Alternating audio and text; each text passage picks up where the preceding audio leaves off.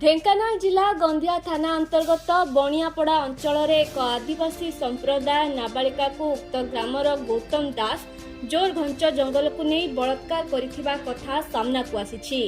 उक्त नाबालिका को परिवार लोके रक्ताक्त अवस्था जंगल मध्य उद्धार करिसेंती। गंधिया थाना रे अभियोग परे अभियुक्तों को पुलिस गिरफ्त करने सह कोर्ट चालान करिछि। तेबे झियोटी एबे ढेंकानाल मुख्य चिकित्सालय रे गुरुतर अवस्था चिकित्साधीन रहिछि। ढेंकानाल जिले में लज्जा और दुखद घटना पुलिस कार्यक्रम को निंदा करिछि। ढेंकानाल जिले में विभिन्न थाना रे चोरी डकायती लुट धड़ाजहर और नकली मद कारोबार और देह व्यवसाय दिनकू दिन वृद्धि पाइबारे लागिथिबा बेले साइबर ठकेरे 70टी मामला रुजु होइथिबा बेले मात्र 8 जन को पुलिस गिरफ्त करिछि।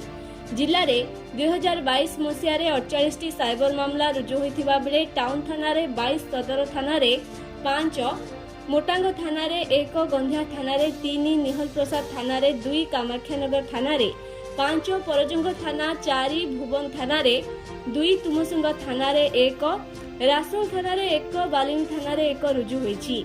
सेहीपरि 2023 मसीह एप्रिल मास सुधा 22टी मामला मध्यरु टाउन थाना रे 13 सदर थाना रे 2 बालिनी थाना रे 2 गंधिया कामाख्यानगर कंकड़ाहाड़ भुवन और रासोल थाना रे गोटे लेखाएं मामला रही।